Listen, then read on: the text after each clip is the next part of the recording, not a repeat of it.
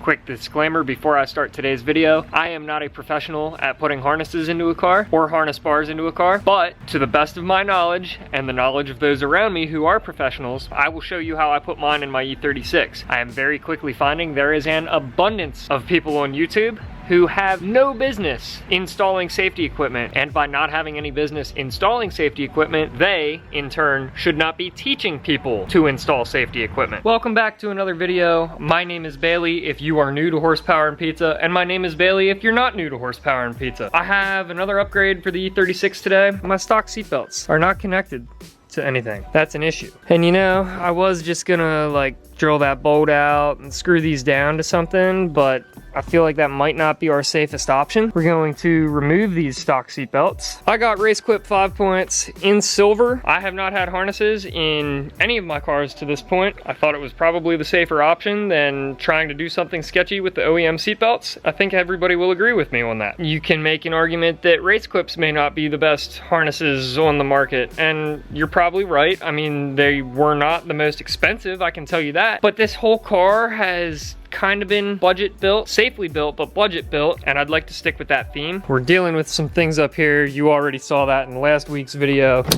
but I mocked up the harnesses. They are not bolted to anything because I was waiting on the harness bar to come in. Well, look at that, my harness bar came in. So this came with no instructions, so I'm very quickly trying to watch something on YouTube and figure this out. So to add the harness bar in here, you gotta take this bolt off, take the top of the seatbelt off, and it bolts there and there. It appears that the support bars to the harness bar bolt in down here somewhere. These are gonna have to go, unfortunately. I mean, they are kind of clapped. They're broken on both sides. I'm gonna start pulling that apart and then I'll put the harness bar in. These top ones are a 16mm nut. Psych, I lied.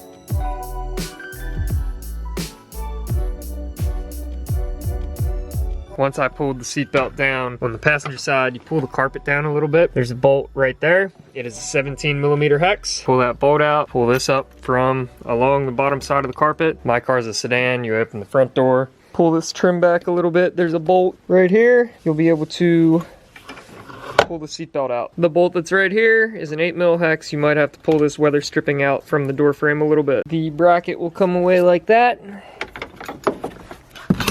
Your OEM seatbelts are out. This is all of the hardware that came with the harness bar. I'm not a fan of random hardware that came in a box. I'll probably use these spacers, but as far as everything else goes, I'm just gonna run to the hardware store quick and get good hardware. This is as good as scrap metal to me. I don't know. I just don't trust hardware that comes with most things, and the fact that they sent all this hardware with, none of the nuts match up with the OEM studs, and the brackets that bolt up there, the OEM nut, I could definitely hit that with a hammer and press it through there. That's not what I want to do though. I want this to be as snug as possible because this is a large safety part of the car, and I'm not willing to gamble on the hardware for that part of the car. These nuts that I said are 16mm are actually 5/8, and I know that without checking it because these bolts are actually 7/16 20. They are not metric at all, which is kind of weird considering these are OEM bolts on a 30-year-old German car, but I'm not going to question it. 2 trips to the hardware store later, I do have the hardware that I need for these. I failed to film what I did.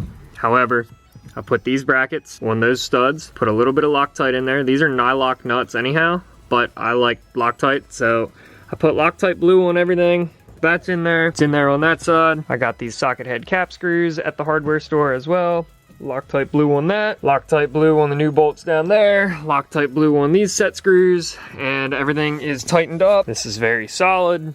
I already did the driver's side off camera, did all of my troubleshooting, and then I will show you how to install them when I do the passenger side. So in your kit, you're gonna have your lap belts, your shoulder harnesses, and if you bought the 5th point, like I did, you're gonna have the crotch belt. I'm not running these. I don't really have anywhere to safely secure them to on my floor or my seat bracket without modifying the seat bracket or modifying the chassis. The best advice I can give you is to follow the directions provided to you by the manufacturer of the harnesses. This is all that I did, so I'm not gonna go through it step by step with you.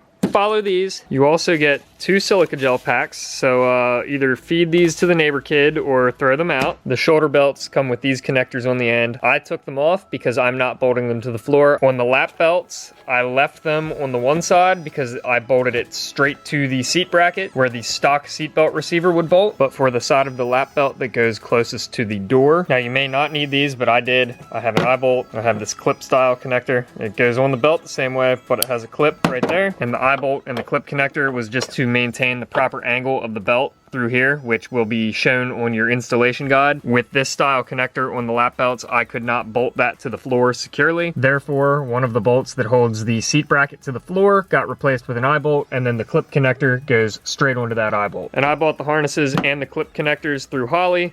These I got on McMaster Car. If you need to run eye bolts, make sure that they are a one-piece complete loop. Doesn't matter if they are cast or forged, but don't buy the one that is threaded piece and then just looped and bent where it opens here, because if your clip connector tugs on that hard enough, it will open the loop up, and that is unsafe. I'm going to start on the passenger side by removing that bolt and replacing that with the eyelet. So the first thing I'll do with the shoulder belts, pull them out, and I'm going to take these connectors off because, again, connecting to the bar, not bolting into the chassis. Where I went wrong on the first side is I had the shoulders swapped side to side. You want the connectors to look like this if you don't have cam lock style. And I found the easiest way for me to do this is to sit in the back seat and follow the instructions. So again, I'm not going to go step by step. You can do that yourself. I don't want to be liable for you screwing something up on your own car.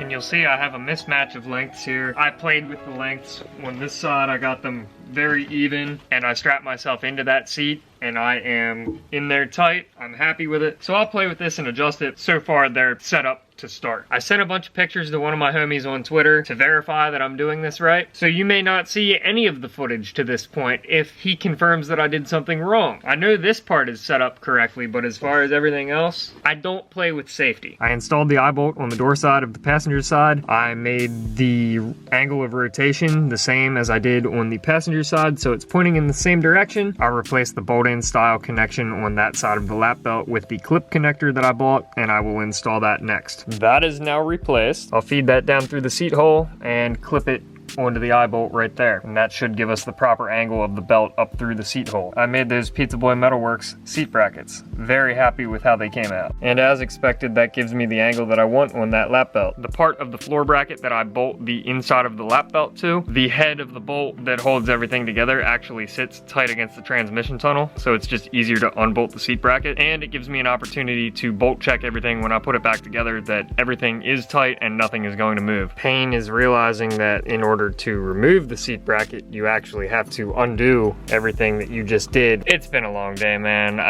That's how things go. They always talk about do it nice or do it twice. Unless you're really tired, then you're gonna do it nice and twice.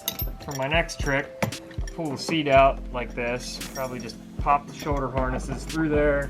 It's easiest to just lay this on its side. This is where you would bolt your OEM seatbelt receiver. It's also where I bolt my inner lap belts. So I'll feed this up through the seat, like so. Make sure that it's oriented properly. And it is. On the driver's side, I stuck this inside of here, put this bolt in this way. The head of this bolt will sit tight against the transmission tunnel. I then put a washer on the inside, and then this is a nylock nut. There's not a whole lot of clearance between the top of that nut and the seat bracket. Pull everything together super snug. Make sure that everything stays lined up at the proper angle. It's a German car, so you gotta make it Guten tight.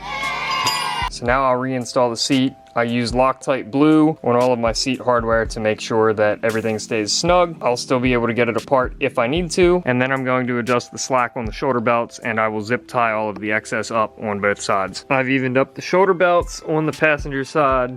That's where they're gonna sit up front. Sitting down to edit this video, I realize now that I never ended it. With all of the photos and videos that I sent Christian, he messaged me back. He said that everything looks good. I can confirm everything looks good. Past tech was good to go. I had the car at an event. That's foreshadowing for a few videos from now. So if you stayed this long in the video, thank you so much for watching. If you would like to support, head over to www.horsepowerandpizza.com, @horsepowerpizza on all platforms, @pizzaboymetalworks on Instagram. Thank you guys so much for watching. Peace out, build it for you.